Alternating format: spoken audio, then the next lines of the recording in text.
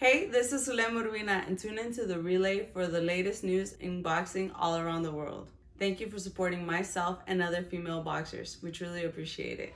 Welcome to the motherfucking relay. We're covering today's top boxing news. Ow! Okay, we'll start with this. A segment that can only be dubbed Embarrassing Americans, as these guys, they genuinely make me embarrassed to be an American. Genuinely make me embarrassed to be from this country, its populace, and its behavioral patterns, especially in the sport of boxing these days.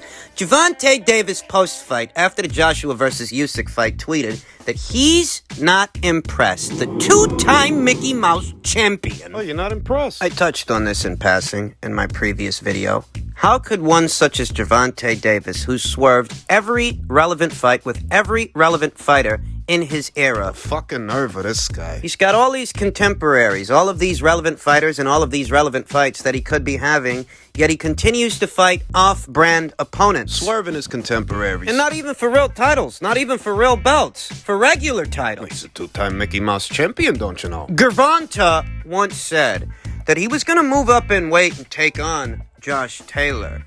And, he never actually did that. I mean, he did move up in weight to fight an off-brand guy in Mario Barrios, but it didn't take Leonard Smellerby very long to make the decision that Josh Taylor is not in their crosshairs, and that is not a fight worth having. We heard that same tune in reference to Lomachenko for years. Don't hold your breath waiting for him to fight Lopez. Or Devin Haney, or anybody who's halfway relevant, really. I mean, even the Ryan Garcia fight seems far and away. But he wants to talk about Usyk. Alexander Usyk, who really is a once-in-a-lifetime fighter, that's what he's proven thus far, winning every single world title he's ever won on the road, even in the heavyweight division, even against Anthony Joshua. Anthony Joshua's neck of the woods, in front of his fans, in his country.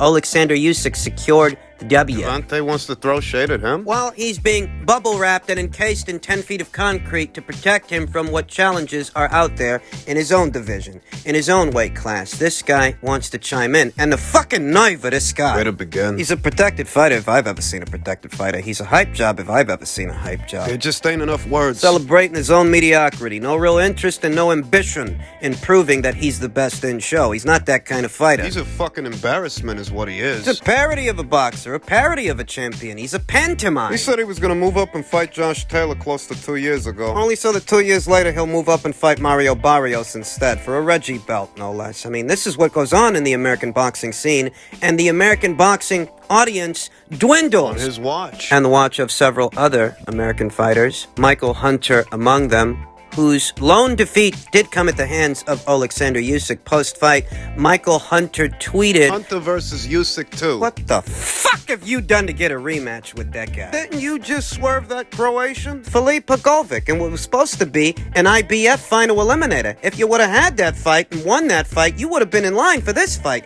Instead, you chose to sign with Triller and fight fucking nobody. And now you're supposed to get a shot at 3 belts. For what reason would you get the cut ahead in the line? For what reason would you be fast-forwarded, fast-tracked to a world title when all you did was isolate yourself from everybody else to seek refuge from that Croatian kid?" Boy, long gone are the days of Roy Jones Jr. And just that breed of American boxer, I can only think of 1 or 2 guys that fit that mold here today. With guys like Michael Hunter and Gervonta Davis, this brand of boxer. It's no wonder the audience is shrinking. It's genuinely embarrassing that these are the ambassadors for the American populace in the American boxing scene. Some foreign guy makes history. In a way that most others don't make history. And the glory hogs here stateside are either throwing shade, As if they're in any position to do or that. they're trying to crash the party, sneak in through the back door. They don't want to do it the hard way, the way those foreign guys are doing it. No, these Americans, they got all these fucking entitlements. It's the strangest thing because every single fucking one of them has this inflated ego, this huge fucking ego. That ain't got the fanfare to match. I don't believe you. You need more people.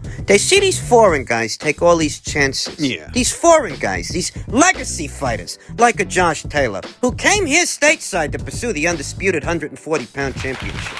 Guys like Usyk, who've won every world title they've ever won, on the road, in hostile territory, against quality fucking fighters. And you know what happens? They're jealous of these guys. They're resentful of these guys. They see the praise that these guys are getting for doing what they're doing. They know they don't have it within themselves. They know they're not cut from the same cloth as those foreign guys. In their heart of hearts, they know that they're just not made from the same stuff as an Usyk or the same stuff as a Josh Taylor. They know they're not viewed in the same light as those fighters. And they get jealous. Oh, you had it so hard. You had it so fucking hard. Oh, you grew up in a rough neighborhood, did you? Yeah, you and everybody else in boxing, because boxing is a poor man's sport, after all. So spare me your violins and your sob stories. It's no excuse for your mediocrity. Fighters like Michael Hunter, Gervonta Davis, they're an embarrassment to American boxing. And on their watch, the American boxing scene is dying on the vine. What do you think was buzzing after Michael Hunter knocked out Mike Wilson? Josh Taylor's a nobody to Leonard Smeller beat, but apparently Mario Barrios, he's a somebody. These guys, they're an embarrassment to American boxing. Jealous that the foreign guys are regularly showing them up. It's pretty obvious.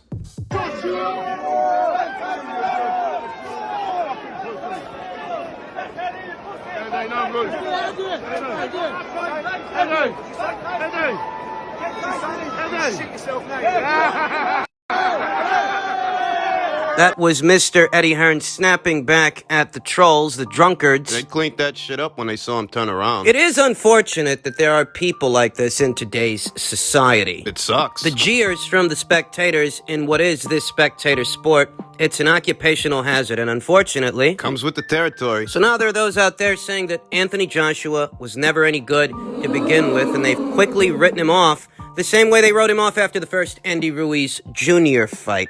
A boxing scribe that goes by the name of Phil J. with World Boxing News. He's never at a loss for words when it comes to Anthony Joshua. So many nice things to say. He said he never earned his seat at the top of the heavyweight totem pole, that he was once again exposed. Backhanded compliment, isn't it? For Alexander Usyk it is, because Phil J. is not actually celebrating Usyk's monumental win over Anthony Joshua so much as using it as a vehicle to throw shade. He's not giving Usyk his flowers. It's unfortunate that this is what passes for punditry in this postmodern era of boxing. It's unfortunate that this is the kind of coverage that the sport gets from these short-sighted, slack-jawed... I think this guy's got an agenda. I know he does. Have any of you out there actually sat down and read the garbage that passes for punditry over there at World Boxing News by way of Mr. Phil J? He's got his ulterior motives. Portion of the article titled, Anthony Joshua Never Earned His Place at Heavyweight Top Table, a portion of that article reads, carried for the majority of the way without the skills to back it up. He's talking about Anthony Joshua. It's no wonder that Deontay Wilder wanted to get him in the ring so badly in 2018. Avoiding it at all costs back then, Joshua knew if he faced Wilder, then it would be all over for him. It didn't take long, though, until Ruiz did what Wilder would have done. Wait, so you're crediting Wilder for what Ruiz did? He's blaming Anthony Joshua for the Wilder fight not happening, even after Deontay Wilder himself admitted that he's the one who rejected Anthony Joshua's offer, that he was offered more money to fight Anthony Joshua than was on the table for him to fight Tyson Fury, but he's the one who decided to fight Tyson Fury. His tweets from last year. You're telling me from October last year till now, Mr. Phil J., Mr. Boxing Scribe, Mr. Sporty Lewis himself never came across it? Or is it that he's trying to prop up a fighter that he's sweet on? Is it that he has an ulterior motive? That he has an agenda, and he's not actually trying to give Alexander Usyk his flowers for a monumental victory, a legacy-defining, career-defining fight. No, this isn't even about Usyk for Phil J. This is about Wilder somehow. Deontay Wilder, who was grilled by Jim Gray. After he knocked out Dominic Breazeale, you guys remember? Jim Gray? He got Deontay to admit they were holding out for more money. And that was years ago. Did Phil J miss it? I mean, he must have, if here today in 2021 he's blaming Anthony Joshua for the fight having not happened, claiming that Anthony Joshua swerved Deontay Wilder when, on more than one occasion, Deontay Wilder was made offers to fight Anthony Joshua, and every single time it was Deontay Wilder that rejected those offers, that turned those offers down. This is all well documented. Phil J seems to hold Deontay Wilder in high esteem. Higher esteem than he holds Anthony Joshua, though I don't know why, since Deontay Wilder became a champion before Anthony Joshua, yet he's never unified a single title. Here today, he's still rebounding, attempting to rebound, I should say,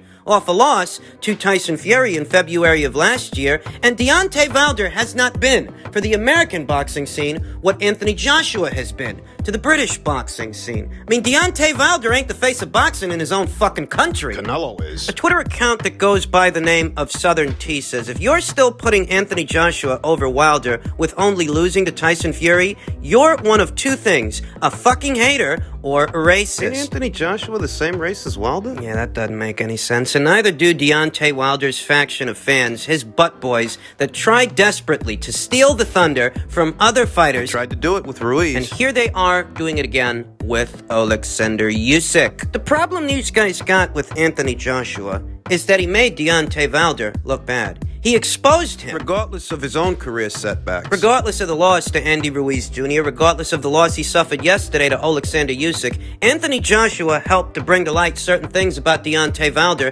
that were flying under the radar. How could this guy have been around since, 2009, 2008? He never unifies a title. He's probably fought only 3 top 10 fighters his whole career and only beat 2. He exposed Wilder. Regardless of what happened with Andy Ruiz Jr. in the first fight, and what happened yesterday with Alexander Usyk, and what might still happen in a rematch between them, regardless of any of that, Anthony Joshua helped bring to light what Deontay Wilder really was. A clout-chasing fraud who spent the first 7 years of his career fighting rank amateurs and He nobodies. swerved both the Klitschko brothers. He's never unified a title. Picked a cherry and it blew up in his face. He already admitted to Jim Gray on camera that they were holding out for more money in the Joshua fight. And he already admitted himself that they offered him more money to fight Anthony Joshua than was on the table for him to fight Tyson Fury. And this is why Wilder's fans hate Anthony Joshua. This is why resentful boxing scribes like Phil J try to give you a skewed account of events. This is why Deontay Wilder's mongoloid faction of freaks try to make anything involving Anthony Joshua about Deontay Wilder, whether he wins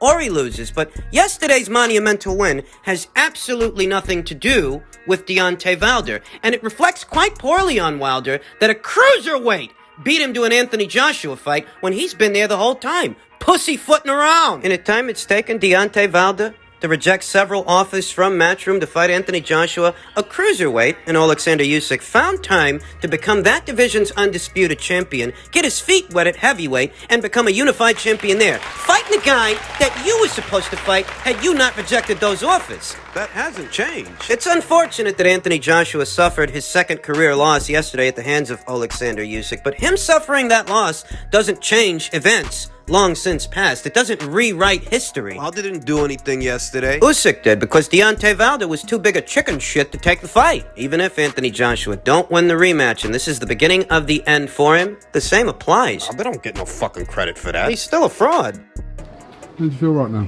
Sorry, How do you feel right now? All good, all good, all good. How did you assess your own performance tonight? It was a boxing match.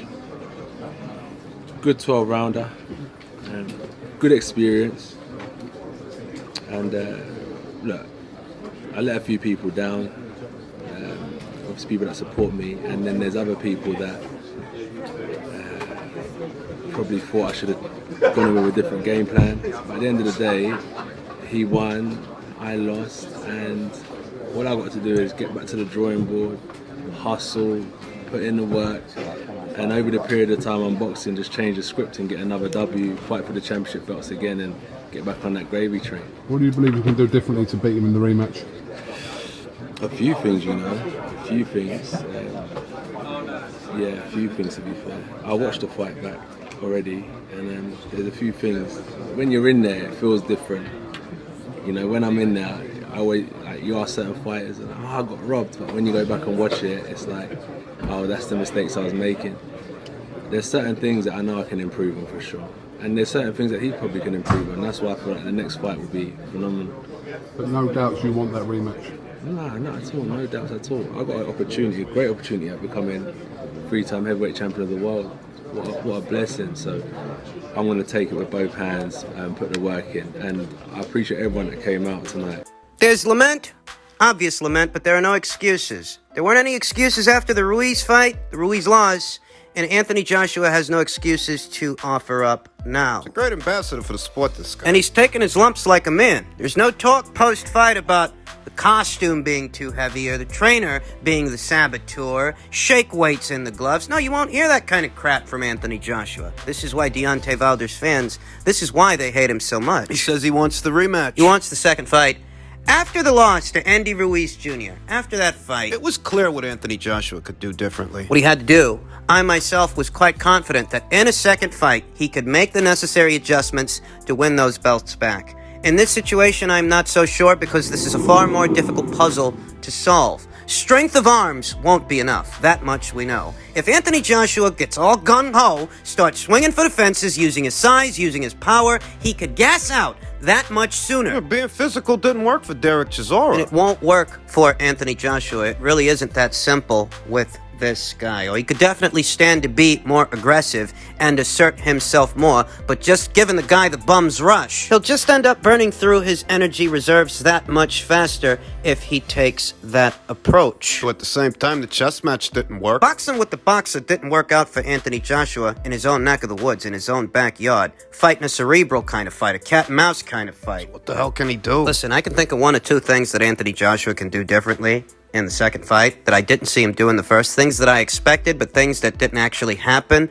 Though even with that, it's still a tough ask. It's still a difficult puzzle to solve. The puzzle that is Alexander Usyk. If this guy were easy to beat, someone would have done it by now. Someone at cruiserweight, someone at heavyweight. Should he even go straight into a rematch? I'm not sure. On one end, you tell yourself that Lennox Lewis, That guy. when he lost to Hasim Rahman, he saw him again that same year. It didn't take a year and a day for him to get that back. Though at the same time, that same Lennox Lewis, his first loss, the loss to Oliver McCall, he lost to that guy in 1994. It took those guys 3 years to see each other again in the ring. He didn't fight him straight away. There were 3 years and 4 fights between the first Oliver McCall fight and the second Oliver McCall fight. Given how difficult Alexander Usyk is to solve that puzzle, I'm not sure that going straight into that fight is the answer. I'm really not. After he lost to Andy Ruiz, I was confident that he's got what it takes to get those belts back. He can make the adjustments, but this time, I'm not so sure. The news we're hearing is that he's going to go for the rematch, that he's going to do the second fight. When we can expect to see it, I'm not completely sure. Not right now, but that's what the talk is. The word around the campfire. That's the tune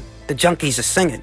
And I don't know that Anthony Joshua can make those necessary adjustments straight away and get the W the second time that he didn't get in the first, because I don't even know that those adjustments are going to be enough. I expect this fight, like the rematch with Andy Ruiz Jr., I expect the second Usyk fight to be bigger than the first, because there's that much more on the line in that second fight. It's not just those world titles. It's the future of Anthony Joshua's career as the face of boxing in the United Kingdom. The rematch will be bigger. If it happens straight away, the same way that the Ruiz rematch happened straight away. Though as far as implementation, tactics, and strategy, it's a tough ask. We'll talk more about that in another video. The feeling that resonates with me the most right now in reference to a second fight straight away, so I'm left wondering if Anthony Joshua should even have it. Or should he live to fight another day?